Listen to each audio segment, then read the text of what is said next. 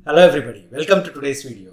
Today we are going to talk about, hey, if you are right now in a job, should you leave that job or should you continue in that job? Okay, this is one of the most common dilemmas that each one of us will face, right? In every single job out there, there will be a moment where we'll be thinking, hey, am I doing the right thing by continuing in this job?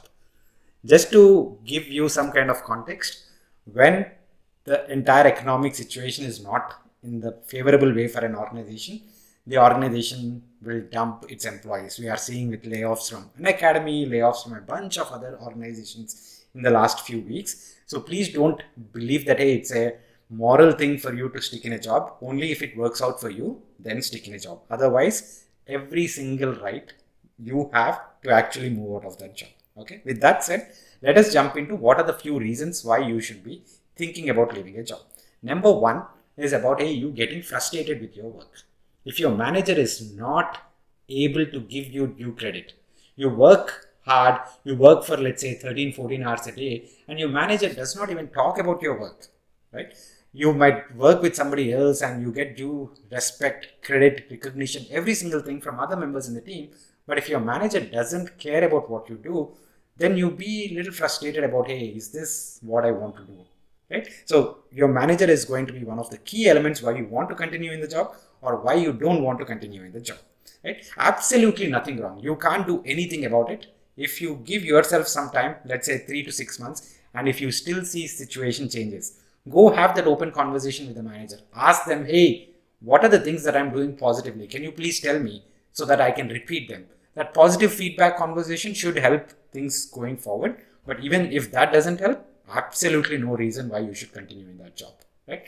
A lot of people think if that's the right decision versus not, but I personally believe that, hey, it's an absolutely valid reason for you to leave a job in that scenario. The second reason why a lot of people leave their jobs is that, hey, they are doing something very routine on a day-to-day basis. They might be working as an application support engineer, and that job might not give them that kick, right? They are doing the same thing again and again and again. And if you actually do that for a very long period, you actually don't learn anything from that job.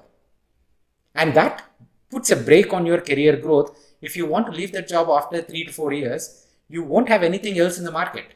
People will say, what have you been doing?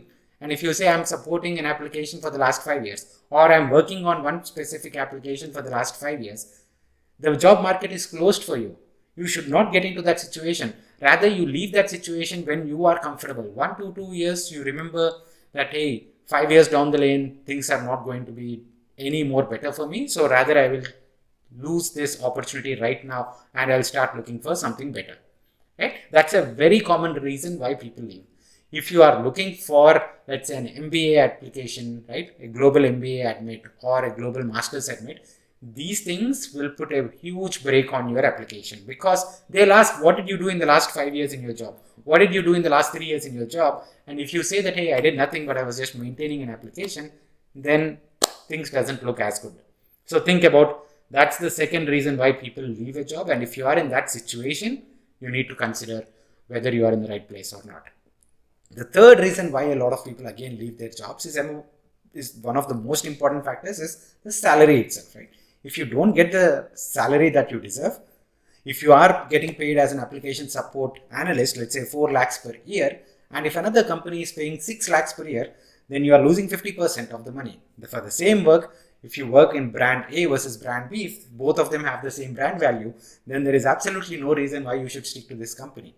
Right? Probably they are needing more people, so they are giving you more. So you rather go and interview and probably get that offer from that company.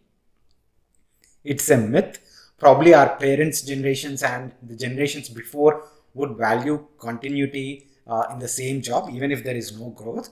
But in today's day and age, if all these factors don't align, then people move on and people do understand that, hey, if you continue in a job for 10 years, nobody is going to give you a gold medal and say that, hey, yes, thank you for continuity and we will give you the next job based on that.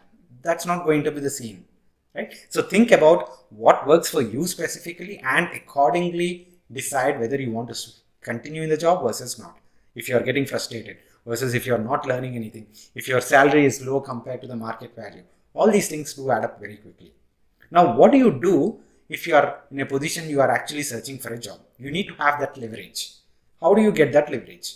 2 points. The first one, please search for a job when you are actually having already a job, right? Please search for new offers.